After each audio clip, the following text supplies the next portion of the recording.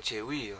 Quand on pense qu'on a 16 buts d'avance pour le match retour chez nous, voilà, je pense quand même qu'on va réussir à gagner chez eux contre eux. Donc maintenant, pour moi, le plus dur reste à venir pour le carré final, quoi, sans brûler les étapes, hein, parce que c'est un peu sous-estimer son adversaire que de parler du carré final alors qu'on les a pas joués. Mais si ça se passe comme ça devrait se passer, oui, le plus dur va arriver au carré final dans 15 jours. Bon, le programme est tombé, c'est ça Bah, le programme est tombé, on attend de savoir les adversaires. On sait que Toulon est déjà sûr d'être dans le carré, donc on en connaît déjà un. Après, on va voir qui va y avoir d'autres, s'il y aura Annecy, s'il y aura Courbevoie, Asnières, tout ça. On va voir. Là, il leur reste un match, c'est assez serré, donc on va voir après qui sera les deux autres prétendants. Ouais, il y aura une confrontation le samedi, dimanche et lundi. C'est Ça va ça. être très festif, hein, le week-end de Pâques. Voilà, ça va être une grosse fête du hockey avec à la clé, j'espère, des victoires et puis un titre pour nous. Maintenant, comme je le dis, j'aime pas brûler les étapes. Donc on va faire match par match et puis on verra bien à la fin du buzzer ce qui se passe.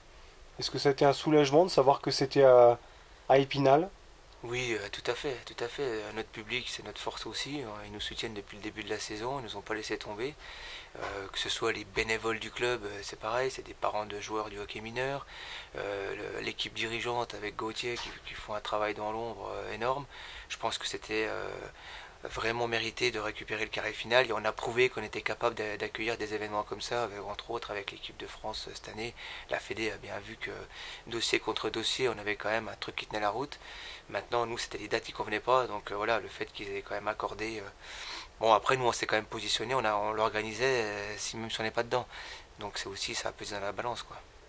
Bon, ça sera un cataclysme de ne pas monter en D2, en sachant que ce sont les deux premiers du carré final qui montent. Bah, tout à fait, tout à fait. C'est sûr que maintenant, voilà, l'objectif c'est d'être dans les deux premiers et puis de monter. On n'a pas fait tout ça pour juste accueillir un carré final et puis rester en D3.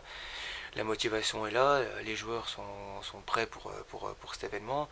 Maintenant, voilà, le match qui nous arrive samedi, voilà, faut pas qu'on ait de blessures inutiles, il faut qu'on reste serein, concentré, et puis qu'on fasse plaisir encore une fois à notre public, et puis qu'on aille faire un tour à l'échelle supérieure la saison prochaine.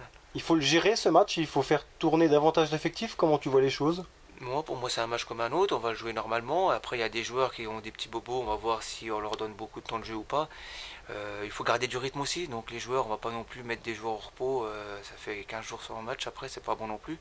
Donc, on va aborder le match là comme tous les matchs, en jouant notre hockey et puis en faisant le maximum. On a la perspective où il y a une montée en D2. Est-ce qu'il y a des contacts de prix avec des joueurs pour éventuellement renforcer le groupe? Bah, il y a des contacts, il y a des joueurs qui appellent forcément, puisque on intéresse quand même du monde avec notre public, notre patinoire et puis nos ambitions. Maintenant, encore une fois, pour moi, c'est étape par étape. Voilà, quand on sera officiellement en D2, si on y est, on pourra voir les choses autrement et puis commencer à concrétiser certaines choses avec des joueurs. Mais voilà, après, il y a une priorité, c'est des joueurs d'Épinal. J'ai envie de discuter avec tous déjà pour voir eux leur motivation, leurs ambitions. Voilà, il y a des joueurs dans cette équipe qu'on va garder une majorité. Donc, on va faire étape par étape. Des joueurs qui appellent, qui ont déjà porté par le passé le maillot d'Épinal ou pas du tout? Non, il y a un peu de tout. Il y a un peu de tout. Et c'est sûr que tu as toujours. Il y a des anciens qui aimeraient bien revenir. Il y a des jeunes joueurs qui aimeraient bien se développer un peu plus et de jouer en D2 avec un projet intéressant sur Épinal. Maintenant, voilà, il y a un peu de tout comme joueur. Donc après, c'est intéressant de voir qu'on est quand même un club attractif. Mais encore une fois, voilà, moi je veux pas. Je veux privilégier nos joueurs à nous qui nous ont aidés cette année. Et puis il y a beaucoup de joueurs dans cette équipe qui ont largement le niveau de jouer en D2.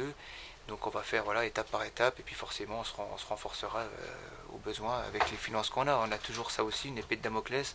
On ne va pas refaire ce qu'on a fait par le passé, c'est-à-dire aller chercher des joueurs pour aller trop vite. Il faut qu'on pose les bases, qu'on structure le club correctement, autant pour les jeunes que pour les équipes dirigeantes et puis pour l'équipe senior. Il faut refaire les choses à plat pour faire les choses bien et pas dans la précipitation.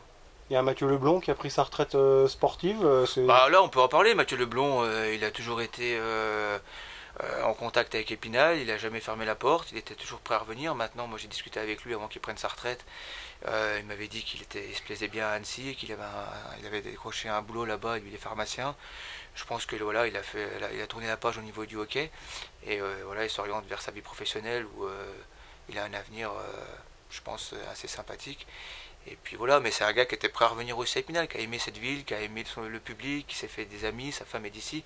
C'est sûr que des joueurs comme ça, à un moment ou à un autre, ils auraient pu revenir. Maintenant, il a fait un choix professionnel et je lui souhaite vraiment le meilleur.